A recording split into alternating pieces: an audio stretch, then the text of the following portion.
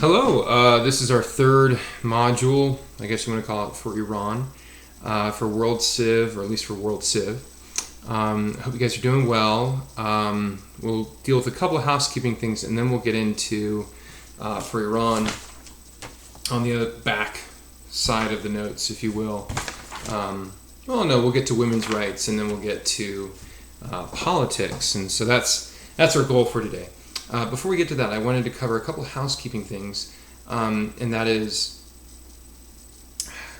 we graded everything that was submitted to me by the due date, and even a couple that were submitted on Thursday for students' papers for the travel agency assignment for Travel Agent 1, 2, 3, and 4.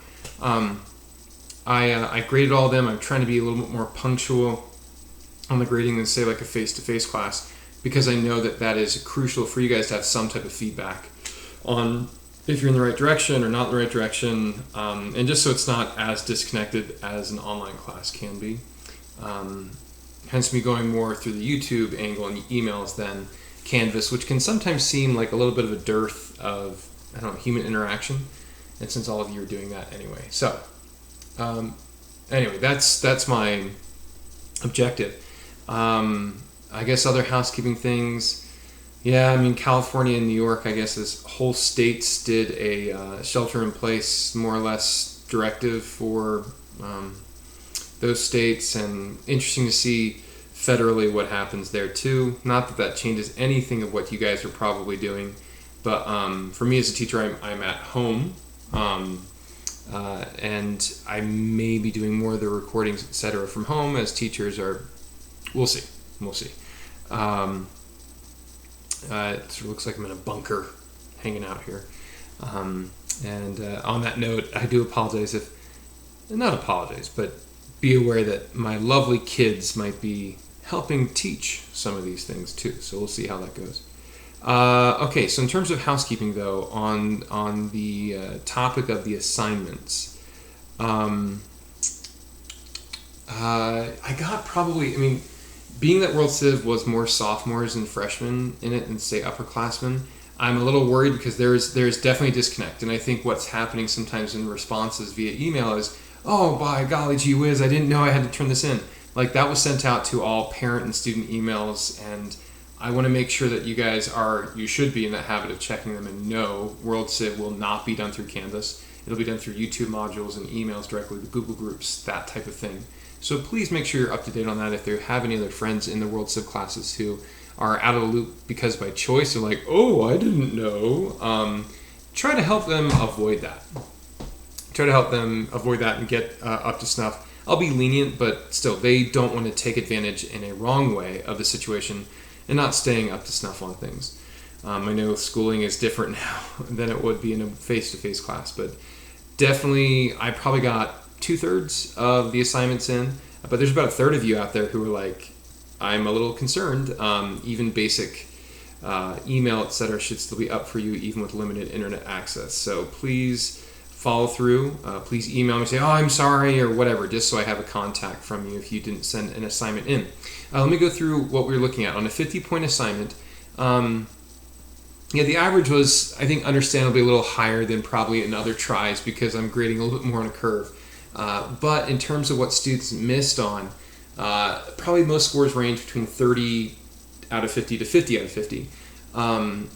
What was needed for travel agent, first of all, it had to be typed. That's been in the description, so anything you sent in that was scanned and not typed, you're not going to get full credit on. You'll get some credit. We did have a kid or two use a college pass, and that means they're done for the whole try. They can't submit anything else for a college pass. They have no safety net, but they did. They got their B-. But for travel agent number 1, what you're looking for this is where some people did a very good job in describing like general things about Nigeria and using things from our notes, but didn't answer the question specifically of how did colonialism change current day Nigeria. A couple things that would have all satisfied it. If you had mentioned one of these things and described them in detail in the paper, you would have gotten a 50 out of 50. And that is like one thing you could have mentioned is the fact that they pitted the southern area against the northern area, and that would have done a lot better job that it did better job for the Southerners than it did for the Northerners. So pitting the Southerners against the Northerners that way by having more schooling down south is a thing that still stays and exists today in Nigeria, and that's all thanks to the Brits. So that's one angle, and I think a couple of you mentioned that, and I thought that was a good job. I think even Jada, who, by the way, Jada, amazing job. You did like 2 different assignments in one. Leo did that as well. I mean, Jada went like full on, both in poster board brochure and some pretty detailed papers. And so for Jada, did a good job mentioning about the schooling, how they're pitting one against the other. A couple other students mentioned that. That's good. If you went not there, but if you said instead indirect rule, some of you alluded to that, indirect rule of teaching or choosing different leaders there who were not being loyal to the citizens but loyal to the British was a good example of what stays today. Remember, in the paper you had to say not just something that the Brits did, but how does it affect people today? And that is because the leaders aren't being held accountable to the people, but just to like their own devices and their own desires. And that still exists today. So good on you guys for picking that out. Another thing that could have happened is Westminster system of parliamentary government. If I remember correctly, Blake did a good job on that in saying that they chose a parliamentary style of government that had individuals. They tried it, but it then became corrupt under Nigerian rule because majoritarian mobocracy happened. And I think the fourth one that could have happened in this paper is if you were to say, common law. Common law is a style of judicial ruling that allows judges to make laws in addition to Congress, etc. So those are like 4 areas. If you'd mentioned any of them, what didn't get credit, if you got a 30 out of 50 or 35 out of 50, is if you said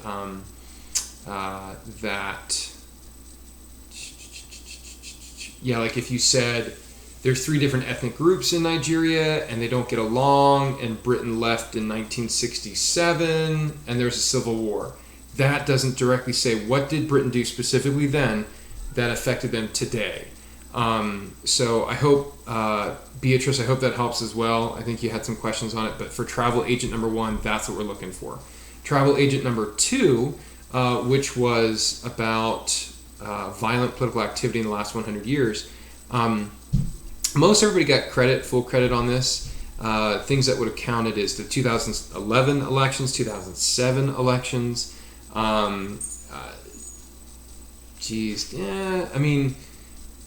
2015 was better, and 2019 was a little bit better, but still you could have mentioned them. I tried to give credit on that.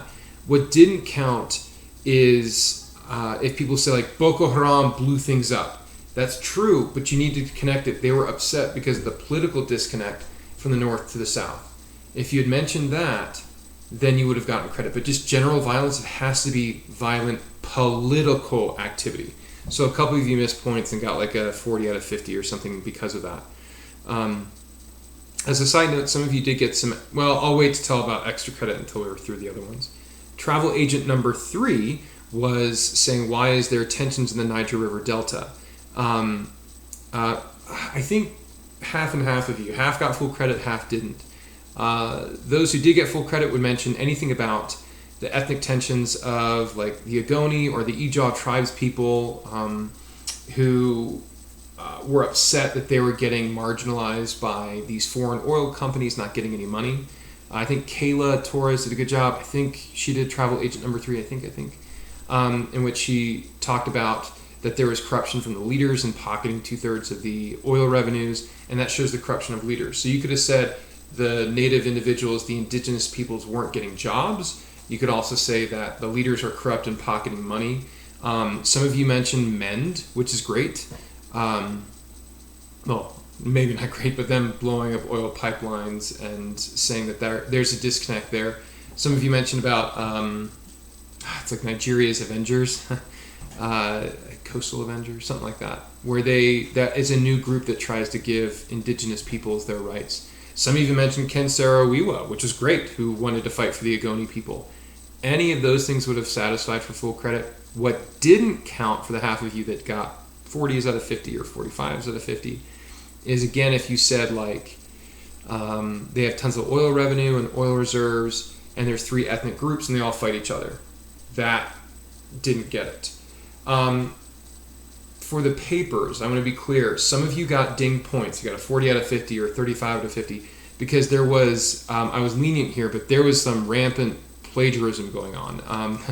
I know a lot of the online sources you guys would use, and some of you just literally copy and pasted where the document had the font of the original source and your own font, and then you meshed it together and didn't change the font. So, lesson for the wise.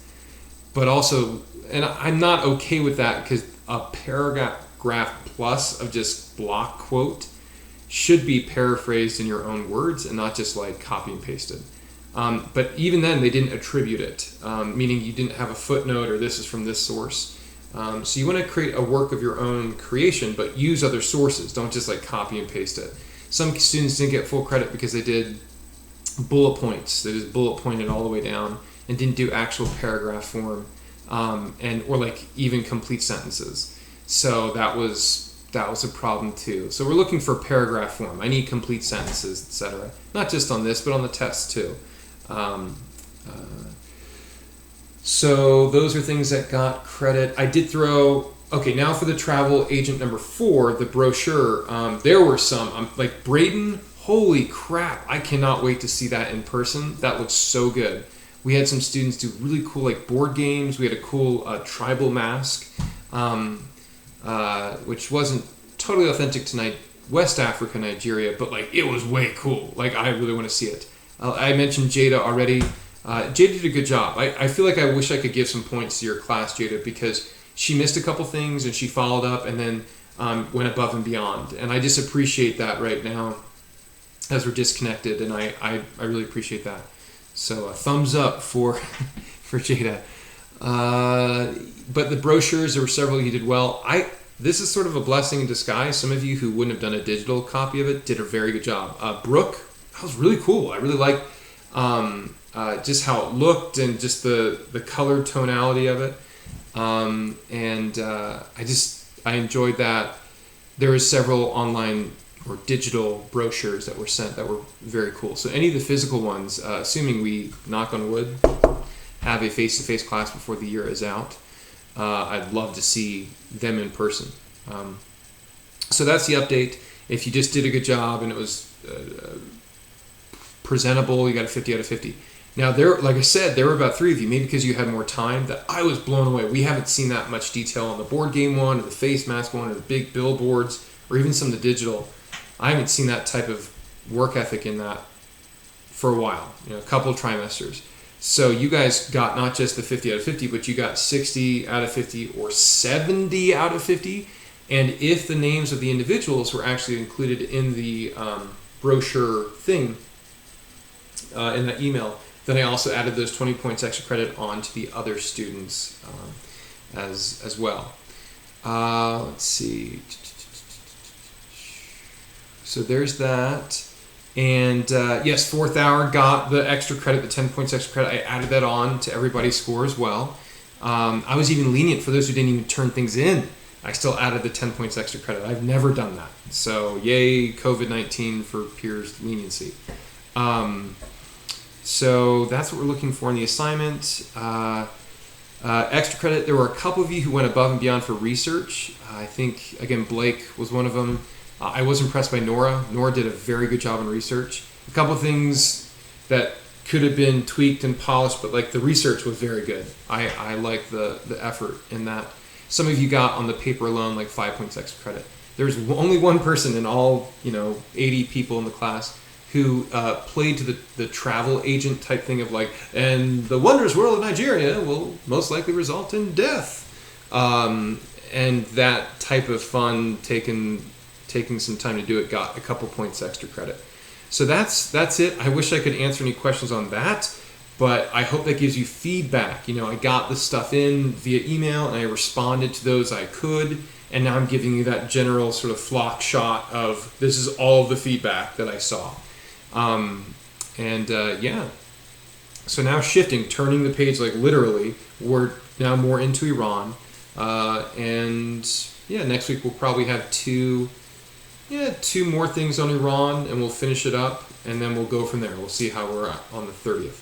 Now, if you go back into your notes, we were under women's rights. We left off last time about A New Hope and some of the angles, the leaders you guys should now know more of. Khomeini, right?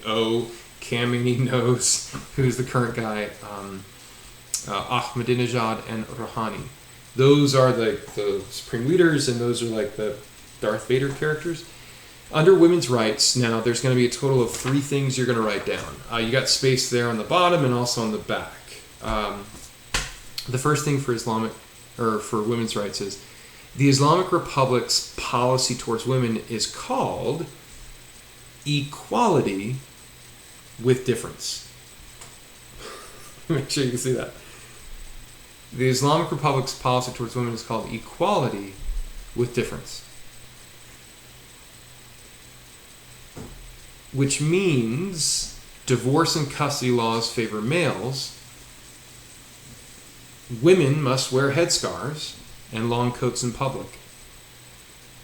And women can be stoned for adultery. And we'll stop there for a second. So their policy towards women is called equality with difference. That's a quote unquote. That's their literal from their laws. It's called equality with difference. And what does that mean? That means divorce and custody laws favor males. Women must wear headscarves and long coats in public, and women can be stoned for adultery. A couple of the things that this does mean, which I'm not going to have you write down, is a woman's testimony is only worth half of a male's testimony, and we mentioned this a little bit before. So in a court of law, like, it's a numerical game. So it's not a he said, she said. It's a she said versus a he said for there to be any merit.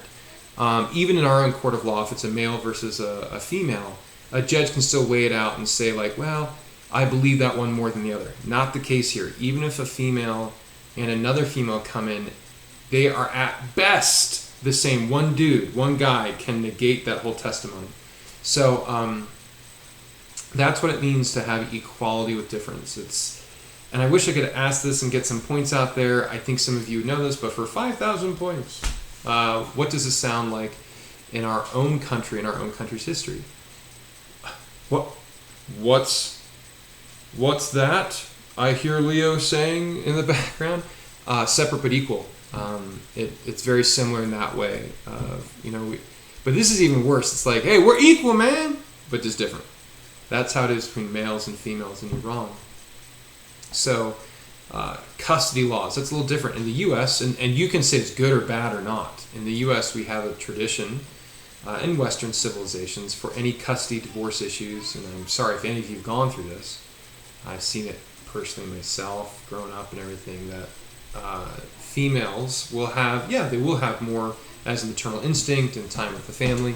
They'll have more of a sway when it comes to they'll have more of a sway when it comes to custody rights and the court defaulting to them. In Iran, it's the exact opposite. So when I say the bare minimum that they have to wear, that sounds weird when I say it that way. The minimum requirement, you have to have long coats and long pants in public, which means a headscarf, as well. Burqas are very common. You'll see them. Public swimming places are separate unless a female who's over the age of puberty wears a burqa while swimming, which is interesting. But burqas are common. You'll see. But Iran's also a dualistic country that has individuals who are more Western. As you'll see, that's a divide within Iran. And you'll also have people who are more like religious conservatives. And so you see that divide in that country. Okay. And remember, we talked about stoning for adultery. Like, this is the sad thing. Even if certain codes within Sharia in Iran have it, and this is countrywide too. This isn't up north where like the Hizbah for Nigeria was. No, this is everywhere. Even if a person were to commit adultery against their spouse, the female, if she was innocent, but if the male were to commit adultery, then the female could come back later and say, oh, this guy committed adultery. But even by admitting it, that means the blame could be put on her, and she could actually face penalties because she wasn't, quote unquote, satisfying her husband's demands. Wow. That is hard. That is hard to deal with and accept. Okay. I'll keep writing here under this first part, though. Women are now allowed to go to a few schools and get jobs at a few factories. not right now because of COVID-19, because as we mentioned before, Iran has been hit pretty hard with it, but go to a few schools and get jobs at a few factories. With that being the case, women, I think even though the whole country of Iran follows Sharia, I do think educationally it's probably better for, it's a hard thing to say, but probably better for Iranian women than it is for Nigerian females, at least up north, comparing Sharia to Sharia. In Iran, because there's a tradition, in Tehran, the capital, they've got some really good universities. Females will go there. You'll see females over here in the U.S. even attending graduate studies, etc., from Iran, and they've got more of a tradition of doing that. Okay, now let's go to the second thing you're going to write down here under women's rights. Ahmadinejad, that's Ahmadinejad, Ahmadinejad. Repeat after me, Ahmadinejad.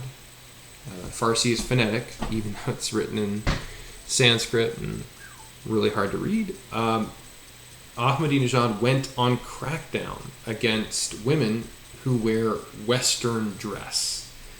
Went on crackdown against women who wear Western dress. He would arrest women who showed too much hair underneath their headscarves or who wore too much makeup. He would arrest women who showed too much hair under their headscarves or who wore too much makeup. So when we say Western dress here, remember, we're not talking about cowgirl boots and petticoats and living out our lives and the Great West. We're talking about Western as in west of Berlin. So fashions, Dolce & Gabbana, Banana Republic, Gucci, ideas that are more stylish.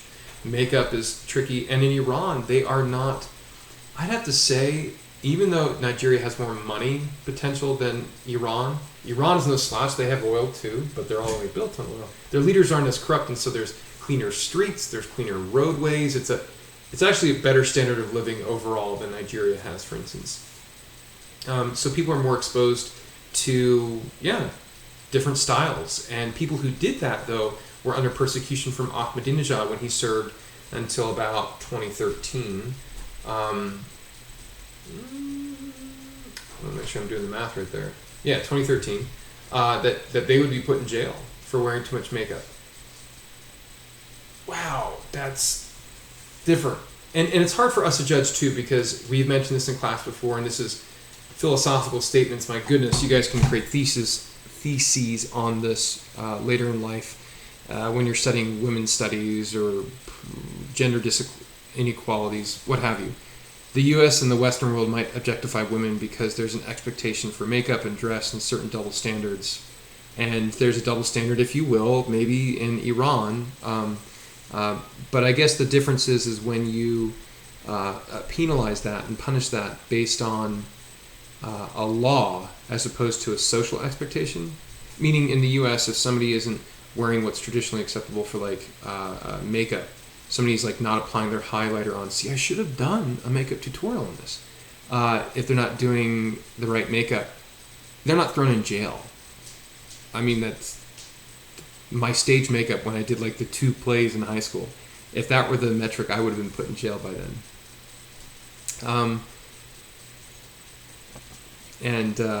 Okay, all right, so there's that. Our third thing you're going to put in the final thing you have under women's rights, you do have some space in the back you can write there, is Iran also has one of the lowest percentages of female participation of any legislature in the world. Iran also has one of the lowest percentages of female participation of any legislature in the world. All right, for 5,000 life points, I'm looking at, I keep saying Leo because Leo would jump in that class. What's the right way to say this? I'm trying to think of some other students who've really jumped in and given some good answers here already. I mean, I'll throw it out to Kayla too. Anybody out there who, whenever you watch this, what is the other country that is vying for the race to the bottom of having one of the worst percentages of female participation of any legislature in the world? What's that? Yes, you're right. It's Nigeria. It's really bad. These two vie for some of the worst percentages. So we're talking about 10, no more than, definitely not. We're talking about There's several. There's 3 to 8 individuals who are in their Senate and their representative congressional body. Very low for understandable reasons. Sharia, I'm not going to go up against another leader because I'm a female, they're a male, and I don't want to face persecution or problems. But there are some. They do have some, to their credit. And I keep coming back to this. Iran is not a country of, zealots who all believe the Ayatollah is perfect and everything like that. There is this cool duality that, in fact, many Iranians have no problems with Americans. It's the leaders that have had disconnects. Many Iranians, they're not looking at this as, remember the whole layered onion approach, that they're not jihadists, and even though they might follow Sharia by law, they're not necessarily all believing in that. Okay, now let's go to current issues in politics. There's going to be a total, I'm going to summarize a little bit of this. We'll have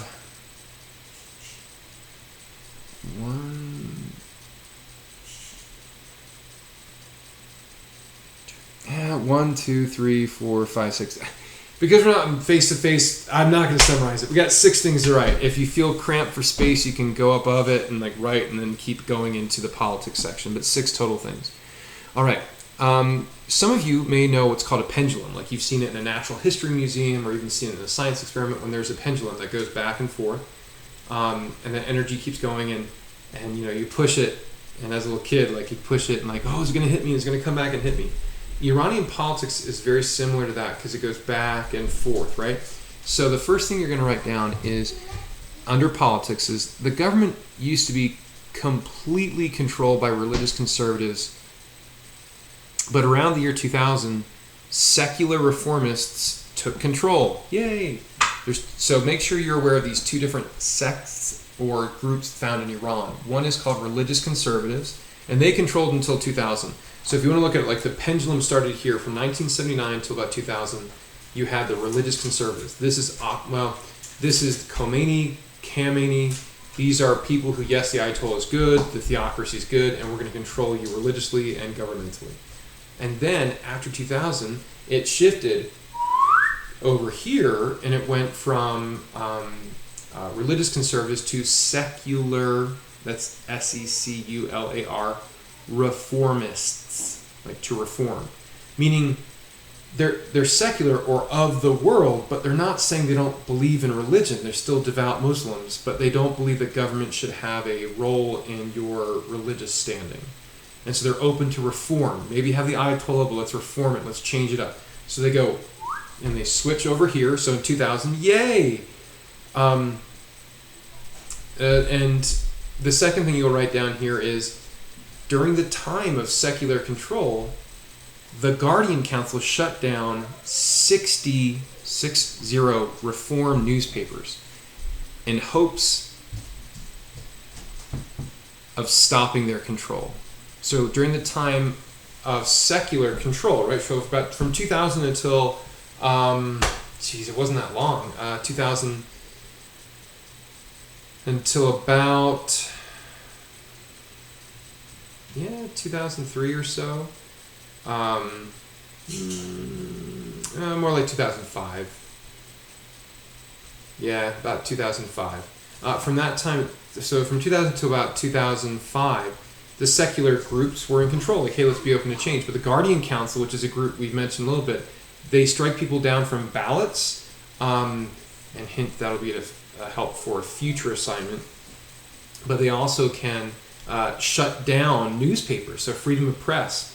Now, this is a good example. The third thing you're going to write down here is, during this time, President Khatami, we don't have a picture of him, Khatmi. I mean, there are pictures, you can look them up, but I don't have one for you. During this time, President Khatami, who was a secular reformer, allowed for more freedom of press.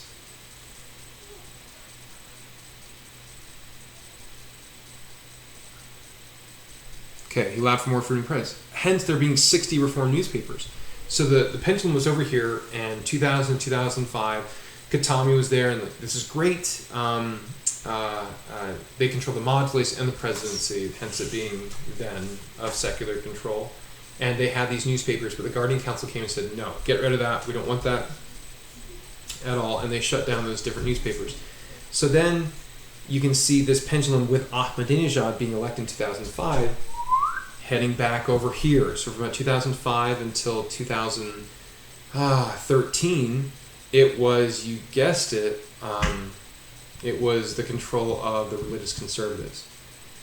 Okay, now let's go to our fourth thing we're going to write down is, so besides the religious conservative and secular reformist divide, which is sometimes called a cleavage, it's a weird word, political scientists use it, but besides that divide, there is another cross-cutting, I hate this term, but it's in the book.